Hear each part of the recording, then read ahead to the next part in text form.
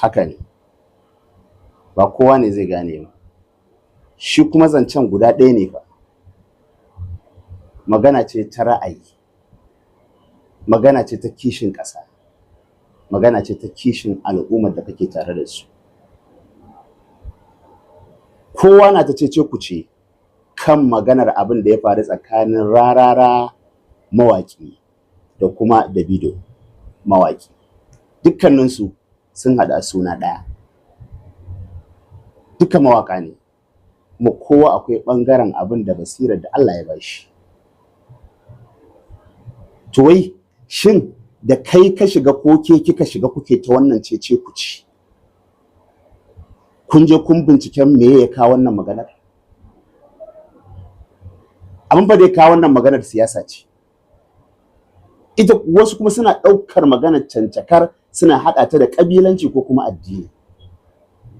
Najeriya dai abu ɗaya ne. Dukkaninmu magana muke ta constitution ɗin Najeriya. In kuma kana magana constitution ɗin Najeriya to kai ɗan Najeriya ne. Mu fito da abin fili. Shi dai Davido ya san daɗin gwamnati domin an yi gwamnati da su, kuma suna cikin gwamnatin da suke amfana a jihar da yake, domin family ɗinsa suna cikin masu gabatar da mulkin wannan jiha. Hasali ma ƙanin mahaifinsa yana neman kujerar gwamna, wanda wannan kujerar gwamna kuma bata haɗa kai da jam'iyyar da take kan mulki ba, wato APC.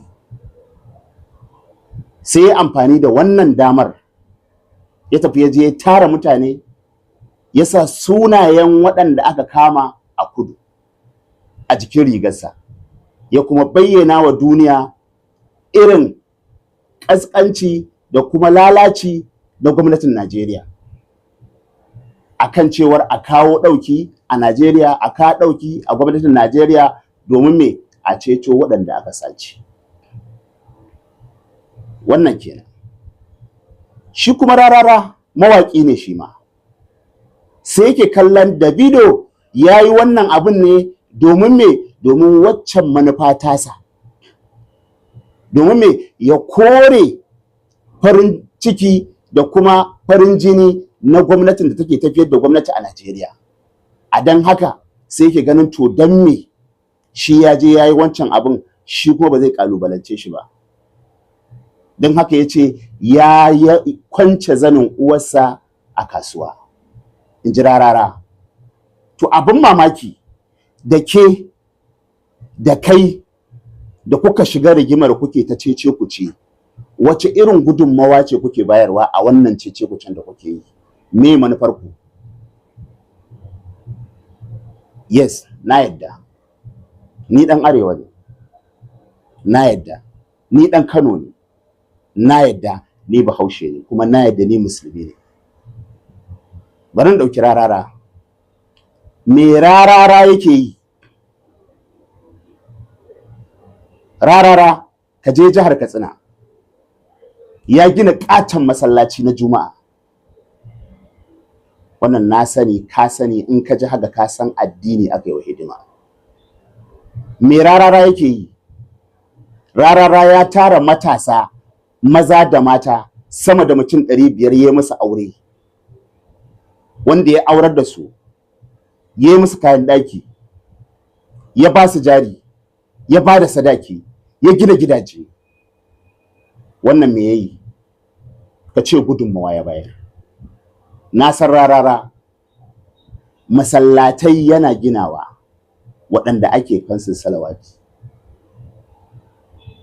Me Rarara yi? Addini ya gina. Ka je garin su Rarara idan sallah ta zo, ka ga yadda ake tururuwar karɓar buhun shinkafa da kayan abinci da kuɗin cefane. Wannan na san wannan. Wannan duka tallafi ne Rarara ya yi. Rarara, idan ka zaunar da Rara a yanzu, ka ce masa ya gaya maka adadin motocin da ya raba kyauta, bai sani ba wallahi. Idan ka zaunar da Rarara yanzu, ka ce masa ya gaya maka adadin baburan da ya raba wa matasa, wallahi bai san adadinsu ba. Idan ka zaunar da Rarara, irin matasan da ya gina ya ba su jari suka je suka kama harkar kasuwanci ba za ka iya lissafa su ban aka gaya maka. Ba fa iya nan ya tsaya ba, mawaƙi ne, mawaƙin da ya shahara, mawaƙin da shugaban ƙasa Asuwaju Bola Ahmed Tinubu in ya ganshi yake jinjina masa. Amma idan ƙaramin mawaƙi yana harkokin waƙarsa ya tabbatar ya shiga jikinsa, shiga yake waƙar domin ya ɗaga shi, wanda ba kowane mawaƙi ne yake wannan ba. Wannan na yadda, in dai wannan ne to na yadda ina kishin